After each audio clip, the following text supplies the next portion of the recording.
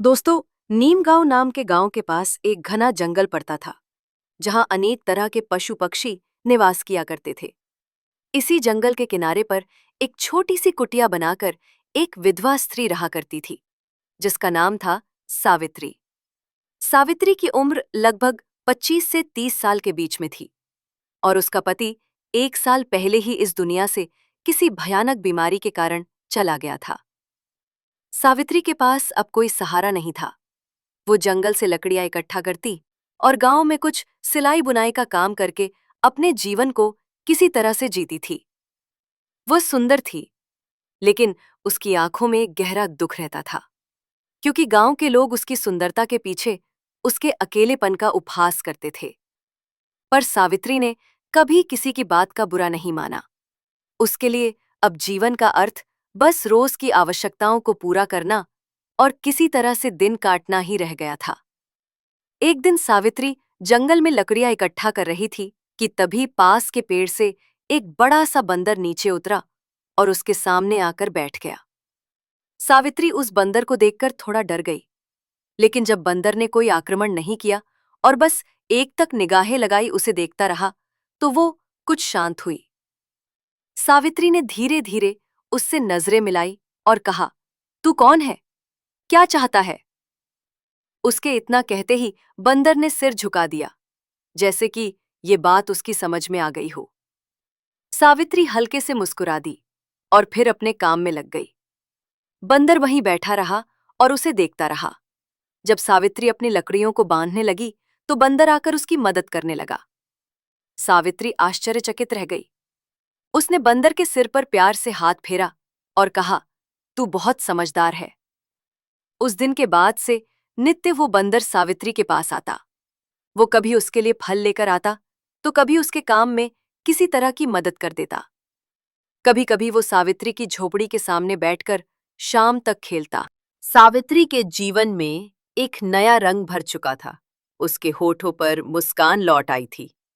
इसी तरह समय बीतता गया और सावित्री बंदर के बीच एक अनोखा रिश्ता पनपने लगा। सावित्री जब भी अकेली होती, तो बंदर उसे हंसाने की कोशिश करता था। जब वो उदास होती, तो वो उसके पास आकर उसके कंधे पर सिर रखकर बैठ जाता था। अब सावित्री भी उसे अपने परिवार का एक हिस्सा मानने लगी थी। एक रात सावित्री अपनी झोपड़ी के बाहर बैठी थी। चांदनी रात का वो आनंद ले रही थी कि तभी उसने देखा, बंदर पास ही एक पेड़ की डाली पर बैठा उसे देख रहा था। सावित्री ने उसकी ओर देखा और मुस्कुरा दी। तू मेरे साथ हमेशा रहेगा ना? सावित्री ने पूछा। बंदर ने धीरे से उसकी ओर छलांग लगाई और उसके पैरों के पास आकर बैठ गया। सावित्री ने उसे अपनी गोद में उठा लिया और प्यार से उसके सिर पर हाथ फेरने लगी। उस रात पहली बार सावित्री को अपने अकेलेपन का एहसास नहीं हुआ। इसी तरह दिन बीतते गए और सावित्री व बंदर का रिश्ता और भी गहरा होता गया। एक दिन सावित्री बीमार हो गई। उसे तेज बुखार था। वो झोपड़ी में लेटी हुई थी और बंदर चिंतित होकर उसके पास बैठा हुआ था। उसने जंगल से कई तरह के फल लाकर सावित्री के सामने रख दिए। सावित्री ने मुश्किल से आंखें खोली और धीमे स्वर में कहा, तू मेरी इतनी चिंता क्यों करता है? बंदर ने उसकी आंखों में देखा। उसकी निगाहों में एक गहरी आत्मीयता थी, एक ऐसा प्यार जो शब्दों से परे था। सावित्री ने धीरे से उस बंदर का हाथ थामा और सो गई। बंदर रात भर उसके पास बैठा रहा। कुछ दिनों बाद सावित्री पूरी तरह स्वस्थ हो गई। अब वो बंदर के बिना एक पल भी नहीं रह सकती थी। दोनों एक दूसरे की आदत बन चुके थे। सावित्री के मन में ये भावना पूरी तरह से घर कर चुकी थी कि ये बंदर कोई साधारण प्राणी नहीं है। उसमें एक आत्मीय स्पर्श था, जैसे कोई पुरानी आत्मा उसके जीवन का हिस्सा बनकर लौटी हो। एक रात की बात है। मूसलाधार बारिश हो रही थी। सावित्री झोपड़ी में बैठी थी और बंदर उसके पास आकर बैठ गया। बिजली की चमक में सावित्री ने देखा कि बंदर की आंखें गहरी और चमकदार हो गई थीं। सावित्री ने उसके सिर पर हाथ फेरा और कहा, क्या तू हमेशा मेरे साथ रहेगा? बंदर ने धीरे से उसकी गोद में सिर रख दिया। सावित्री की आंखों से आंसू बह निकले। उसे महसूस हुआ कि उसके जीवन में जो स्थान अभी तक खाली था, वो अब भर चुका है। उस रात उसने बंदर को सीने से लगा लिया और पहली बार उसे एक अजीब सी आत्मीयता का एहसास हुआ। ऐसा जैसे वो किसी अपने को वर्षों बाद पा गई हो। इसी तरह समय बीतता रहा, लेकिन अब सावित्री को अपने शरीर में एक अजीब परिवर्तन महसूस होने लगा। उसे मछली आने लगी, उसकी भूख बढ़ गई और धीरे धीरे उसका शरीर भी बदलने लगा। चिंतित होकर वो गांव की दाई के पास गई। दाई ने जांच करने के बाद कहा, सावित्री तू गर्भवती है। ये सुनकर सावित्री आश्चर्यचकित रह गई। उसने दाई से कहा, यह कैसे संभव है? मेरा तो कोई पति नहीं है। दाई ने उसकी आंखों में देखा और शांत स्वर में कहा, पर यह सत्य है बेटी। सावित्री उलझन में पड़ चुकी थी। वो लौटते हुए सोचने लगी, क्या यह संभव है?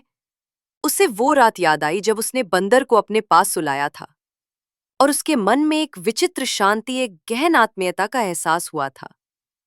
क्या यह संभव है कि बंदर ही उसकी कोख का कारण हो? ये सोचकर वो डर गई और उलझन में पड़ गई। अब सावित्री हर दिन बंदर को देखती, लेकिन उसके मन में भय और संकोच का भाव घर कर चुका था। बंदर पहले की तरह ही उसके आसपास घूमता, उसकी मदद करता, कभी फल लाता, कभी लकड़ियां इकट्ठा करता। पर सावित्री के मन में अब कई प्रश्न मंडराने लगे थे। क्या ये प्रेम था, या कोई चमत्कार, या फिर कोई अभिशाप? क्या वो बंदर वास्तव में एक साधारण प्राणी था, या कोई देवता था, या कोई शापित आत्मा? सावित्री इन प्रश्नों से घिरी हुई थी, लेकिन उसके पास इनका कोई उत्तर नहीं था। अब वो गहरे द्वंद्व में उलझ चुकी थी। गर्भ ठहरना कोई साधारण बात नहीं थी। धीरे धीरे ये बात गांव में फैलने लगी कि सावित्री गर्भवती है। गांव की औरतें और मर्द उसके बारे में तरह तरह की बातें करने लगे। एक विधवा के पेट में बच्चा, ये कैसे हो सकता है? जरूर ये कोई पाप है। कहीं जंगल का कोई राक्षस तो इसके सपनों में नहीं आता। सावित्री इन बातों से परेशान थी। वो जानती थी कि उसने किसी पुरुष के साथ कोई संबंध नहीं बनाया था। फिर भी ये गर्भ, ये कैसे संभव था? उसे बार बार वही रात याद आती थी जब मूसलाधार बरसात के बीच उसने बंदर को अपनी गोद में सुलाया था। उसके बाद ही उसके शरीर में ये बदलाव शुरू हुए थे। एक दिन सावित्री झोपड़ी के बाहर बैठी थी। बंदर पास ही एक पेड़ की डाली पर बैठा उसे देख रहा था। सावित्री ने उसकी ओर देखा और पूछा, क्या तू जानता है कि मेरे साथ क्या हो रहा है? बंदर टकटकी लगाकर उसकी आंखों में देखने लगा। उसकी आंखों में वही गहरी चमक थी जो उस बरसात की रात थी। आंसुओं से भरी सावित्री की आंखों से निकलते शब्द थे, मैंने तुझसे प्रेम किया है, लेकिन ये कैसे संभव है कि तू मेरे गर्भ का कारण बन गया? जब गांव वालों को पता चला कि सावित्री गर्भवती है, तो वहां हलचल मच गई। गांव की पंचायत ने सावित्री को बुलाया। गांव के मुखिया ने बड़े कड़े स्वर में पूछा, सावित्री सच सच बता, तेरे गर्भ का पिता कौन है? सावित्री सिर झुकाकर खड़ी रही। कुछ क्षणों के बाद उसने धीमे स्वर में कहा, मुझे नहीं पता। पंचायत के लोग बोले, तू झूठ बोल रही है। बिना किसी के संयोग से गर्भ कैसे ठहर सकता है? कुछ औरतों ने कहा, जरूर इसका किसी के साथ गुप्त संबंध रहा होगा। सावित्री ने साहस जुटाकर कहा, मेरे जीवन में कोई पुरुष नहीं आया, पर एक बंदर है जो हर दिन मेरे साथ रहता है, मेरी सहायता करता है, मेरा सहारा है। मुखिया हंसते हुए बोला, क्या तू कह रही है कि तुझे एक बंदर से गर्भ ठहरा है? गांव वाले जोर जोर से हंस पड़े, लेकिन सावित्री के चेहरे पर गंभीरता थी। उसने कहा, मैंने कभी किसी से कोई संबंध नहीं बनाया। मैं भी नहीं जानती कि ये कैसे हुआ। लेकिन ये सच है कि जब से बंदर मेरी झोपड़ी में आया है, तभी से मेरा जीवन बदल गया है। गांव के लोगों ने यह सुनकर सावित्री को अकुनी और कलंकित मान लिया। गांव की औरतों ने उससे बात करना बंद कर दिया। बच्चे अब उसकी झोपड़ी के पास खेलने भी नहीं आते थे। सावित्री अब पूरी तरह अकेली पड़ चुकी थी। सारे लोग उससे रिश्ता तोड़ चुके थे। उसके मन में अब केवल एक डर था।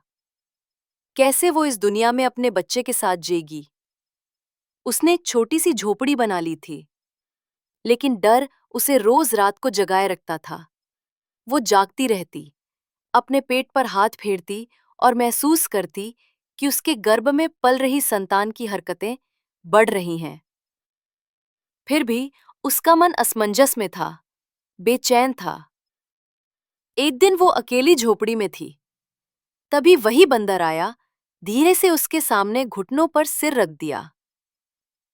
सावित्री ने उसकी आंखों में देखा और पूछा, क्या तू मुझसे कुछ छिपा रहा है? बंदर ने उसकी आंखों में गहरी नजर डाली। अचानक उसकी आंखों से आंसू टपक पड़े। सावित्री चौंक उठी। तू रो रहा है? बंदर ने धीरे से उसका हाथ पकड़ लिया। सावित्री ने महसूस किया कि इस मूक प्राणी में भी एक गहरी आत्मीयता छिपी है। पर इससे पहले कि वो कुछ और समझ पाती, बंदर अचानक उठ खड़ा हुआ और जंगल की ओर चल पड़ा। सावित्री ने आवाज लगाई, कहाँ जा रहा है? रुक! लेकिन बंदर ने पलट कर तक नहीं देखा। सावित्री आश्चर्यचकित होकर वहीं बैठ गई। अगले दिन गांव में एक सिद्ध महात्मा आए। लोगों ने महात्मा जी को सावित्री की स्थिति के बारे में बताया। महात्मा ने सावित्री को अपने पास बुलाया। महात्मा जी ने उसकी ओर देखा और कहा, तेरे गर्भ में जो संतान पल रही है, वो कोई साधारण बच्चा नहीं है। ये किसी विशेष आत्मा का परिणाम है। क्या तुझसे कोई पशु जुड़ा है? सावित्री ने सिर झुकाकर धीरे धीरे कहा, हाँ, एक बंदर मेरे जीवन में आया था। वो मेरी देखभाल करता था, लेकिन अब वो चला गया है। संत ने गहरी सांस लेते हुए कहा, यह कोई साधारण बंदर नहीं था। ये एक दिव्य आत्मा थी। किसी अर्शी के श्राप के कारण उसे बंदर का रूप मिला था, पर जब उसने तुझसे प्रेम का अनुभव किया तो उसका श्राप टूट गया। सावित्री विस्मय से साधु महाराज की ओर देखने लगी। क्या यह संतान सच में दिव्य है? साधु महाराज ने गंभीर स्वर में कहा, हाँ, ये संतान मनुष्य और पशु के प्रेम की संतान है। लेकिन इस संतान के जन्म के साथ ही एक बड़ा संकट भी आएगा। ये संतान अपने अस्तित्व के लिए कठोर संघर्ष करेगी। सावित्री ने भय से कांपते हुए पूछा, ये कैसा संकट है महात्मा जी? साधु ने उत्तर दिया, ये संतान विशेष शक्तियों से संपन्न होगी, पर उसे पाने के लिए अंधकार की शक्तियां भी सक्रिय हो जाएंगी। तुझे अपनी संतान की रक्षा के लिए हर संभव प्रयास करना होगा। सावित्री की आंखों में डर और आशंका साफ झलक रही थी। उसने पूछा, लेकिन वो बंदर कहाँ गया? साधु महाराज ने कहा, वो अब अपने वास्तविक स्वरूप में लौट चुका है। उसने देवत्व को प्राप्त कर लिया है, पर जब संकट आएगा वो अवश्य लौटेगा और तुझे सहायता करेगा। इस तरह धीरे धीरे समय बीतता गया। सावित्री के गर्भ का आकार बढ़ता गया, लेकिन गांव वाले अब भी उसे संदेह की दृष्टि से देखते थे। लेकिन सावित्री के मन में अब एक नई शक्ति आ चुकी थी। उसे पूरा विश्वास था कि वो अपने बच्चे की रक्षा कर सकेगी। एक दिन सावित्री जंगल में लकड़ियां इकट्ठा करने गई। तभी अचानक घने पेड़ों के बीच से एक डरावनी आवाज आई। सावित्री ने देखा कि सामने एक विशाल काला नाग फन फैलाए हुए खड़ा था। डरते हुए सावित्री पीछे हटना चाही, लेकिन नाग उसकी ओर बढ़ने लगा। घबराकर उसने अपनी आंखें बंद कर ली। तभी अचानक हवा में हलचल हुई। जब सावित्री ने आंखें खोली तो देखा कि सामने वही बंदर खड़ा था, लेकिन इस बार उसकी आंखों में तेज चमक थी। वो काले नाग की ओर उछला और जोर से धक्का दिया। नाग ने फुफकार मारी और अंधकार में गायब हो गया। सावित्री कांपती हुई बंदर की ओर देख रही थी। बंदर ने उसकी आंखों में देखा कि वही आत्मीयता झलक रही थी। लेकिन इससे पहले कि सावित्री कुछ कह पाती, बंदर फिर से जंगल की ओर भाग गया। सावित्री अब समझ चुकी थी कि उसका गर्भ कोई साधारण संतान नहीं था, बल्कि वह एक दिव्य शक्ति का प्रतीक था जो उसके गर्भ में पल रही थी। बंदर का अचानक प्रकट होना और नाग से उसकी रक्षा करना इस बात का प्रमाण था कि कुछ बड़ा घटित होने वाला था। फिर भी सावित्री के मन में संशय था। क्या वो बंदर सचमुच एक दिव्य आत्मा था? अगर वो किसी अर्शी का अवतार था, तो वो मुझसे दूर क्यों चला गया? और वो नाग, वह कौन था? इन अनसुलझे प्रश्नों के कारण सावित्री के मन में बेचैनी बढ़ती जा रही थी। गर्भ का समय अब पूरा होने वाला था। सावित्री का शरीर भारी हो गया था और उसे चलने फिरने में कठिनाई होने लगी थी। गांव की औरतें अब भी उससे दूरी बनाए हुए थीं। सावित्री के लिए एक एक दिन काटना बहुत कठिन हो रहा था। एक रात तेज आंधी आई। आसमान में बिजली कड़क रही थी। सावित्री अपनी झोपड़ी के भीतर अकेली बैठी थी। तभी उसे अचानक लगा कि झोपड़ी के बाहर किसी के चलने की आहट हो रही है। उसने धीरे से दरवाजा खोला तो देखा एक काले कपड़े में लिपटा हुआ व्यक्ति उसकी झोपड़ी के सामने खड़ा था। कौन हो तुम? सावित्री ने डरते हुए पूछा। वह व्यक्ति धीरे से अपनी ओर हाथ बढ़ाते हुए देखा। उसके हाथ में एक लंबा त्रिशूल था। उसके चेहरे पर एक अजीब सी चमक थी, लेकिन उसकी आंखों में क्रूरता छलक रही थी। तूने जो गर्भ धारण किया है वो साधारण नहीं है, वो शक्ति का प्रतीक है। मैं उसे लेने आया हूं, वो व्यक्ति बोला। सावित्री घबराकर पीछे हट गई और पूछा, कौन हो तुम? वो व्यक्ति जोर से हंसा। उसकी आवाज गूंज उठी। मैं राक्षस कालकेतु हूं। उस दिव्य आत्मा ने तुझे गर्भवती किया है। वो मेरा शत्रु है। उस संतान को जन्म लेने से पहले ही नष्ट कर देना होगा। यदि उसे जन्म लेने दिया गया तो सृष्टि का संतुलन बिगड़ जाएगा, कालकेतु ने दहाड़ते हुए कहा। सावित्री कांपते हुए अपने गर्भ पर हाथ रखकर बोली, तुम मेरी संतान को कोई नुकसान नहीं पहुंचा सकते। लेकिन कालकेतु जोर से ठका लगाते हुए बोला, मुझसे बचना असंभव है। वो सावित्री की ओर बढ़ा ही था कि तभी जंगल के भीतर से एक गर्जना हुई। सावित्री की नजरों के सामने अंधेरे में दो चमकीली आंखें जल रही थी।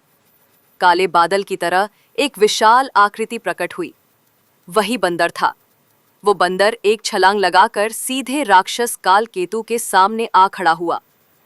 उसकी आंखों में अग्नि जल रही थी और उसके शरीर से तेज प्रकाश की किरणें फूट रही थी। लेकिन बंदर बड़ी चतुराई से उसके हर वार को टालता रहा।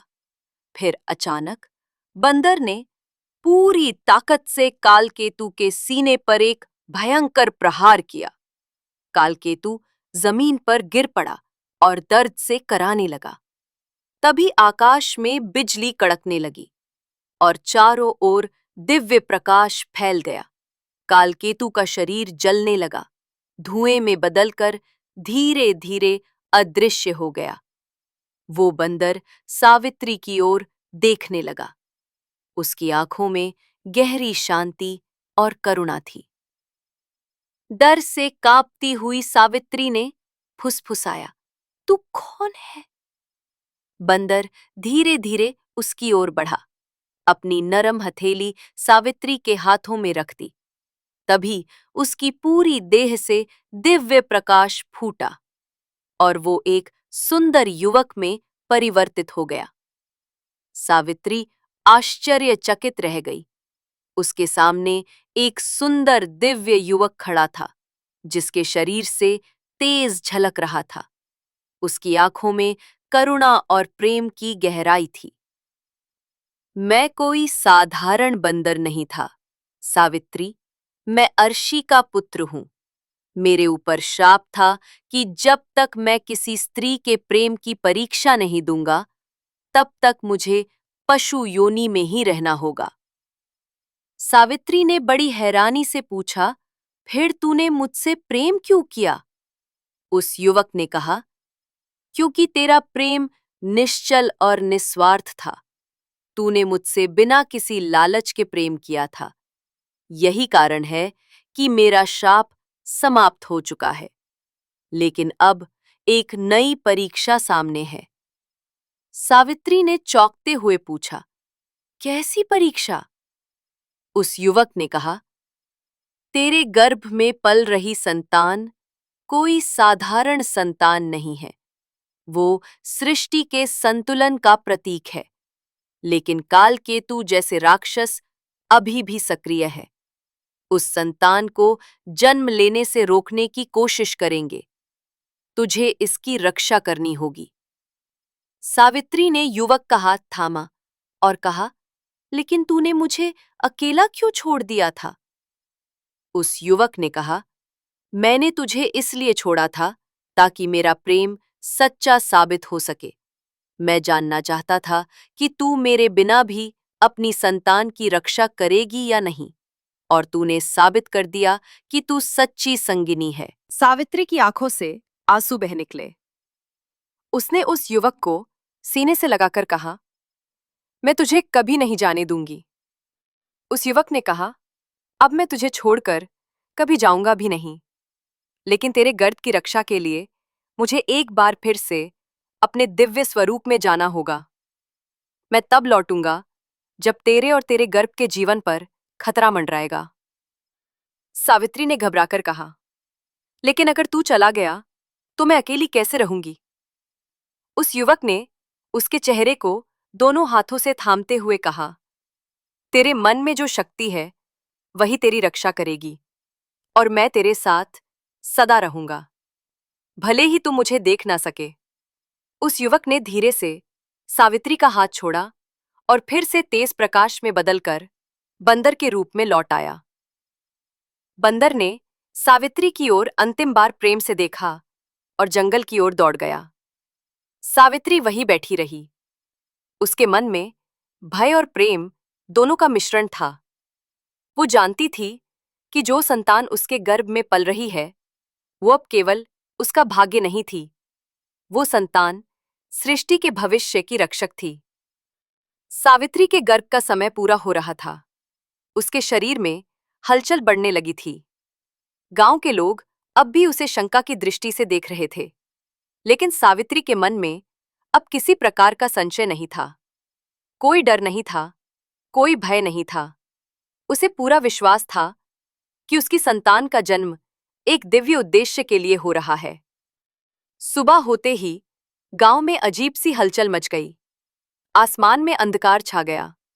पेड़ तेजी से हिलने लगे। पक्षी डर के मारे इधर उधर उड़ने लगे। सावित्री झोपड़ी के बाहर आई तो देखा कि गांव के बाहर एक काली आकृति खड़ी थी। वो कालकेतु था। उसकी लाल आंखों में क्रोध की ज्वाला जल रही थी। उसने गरजते हुए कहा, मैं वापस आ गया हूं। तेरे गर्भ की संतान को मैं जन्म नहीं लेने दूंगा। सावित्री ने बड़ी ही साहस से कहा, तू मेरी संतान को छू भी नहीं सकता। कालकेतु ने जोर से हंसते हुए ठहाका लगाया और कहा, तू अकेली क्या कर सकती है? मैं स्वयं अंधकार का स्वामी हूं। तेरा अंत निश्चित है।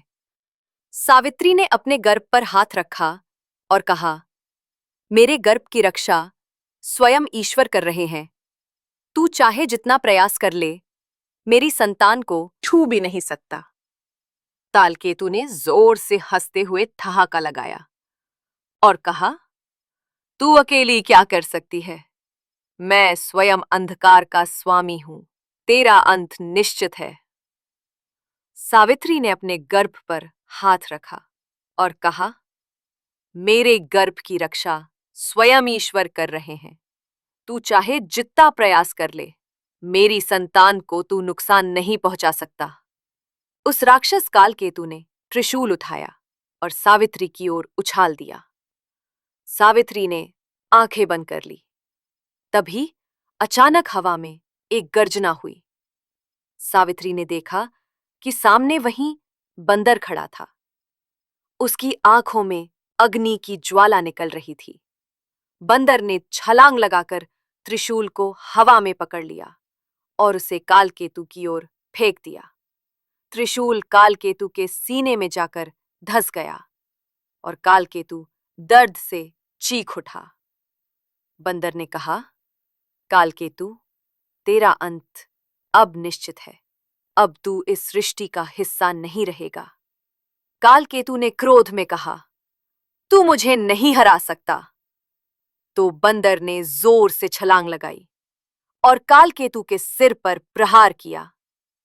उसका शरीर जलने लगा और वो राख में बदल चुका था।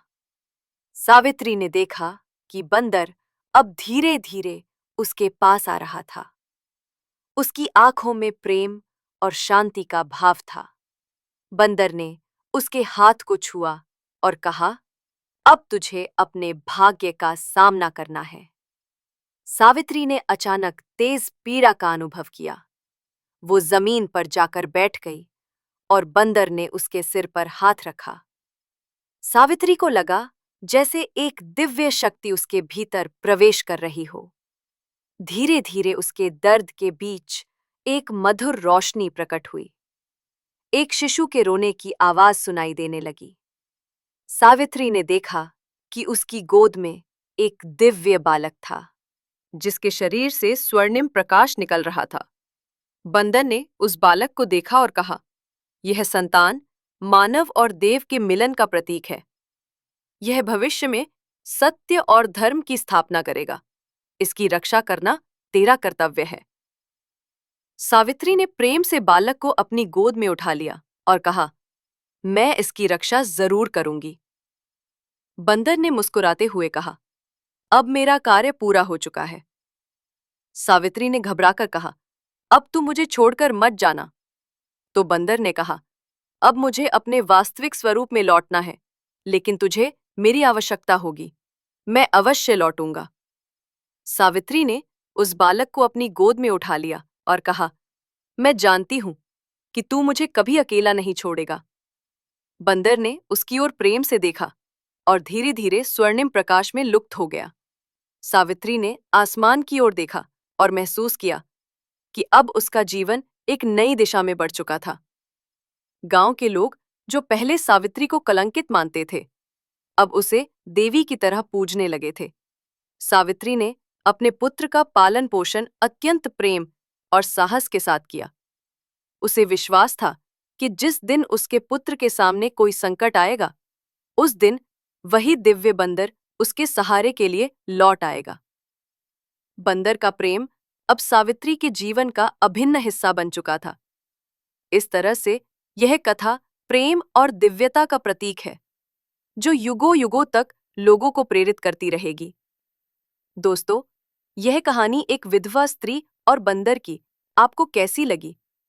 एक प्यारा सा कमेंट करके जरूर बताना। और यदि यह कहानी आपको अच्छी लगी है, तो इस वीडियो को लाइक और शेयर करना। साथ ही चैनल को सब्सक्राइब करने की भी कृपा करना। जय माता दी।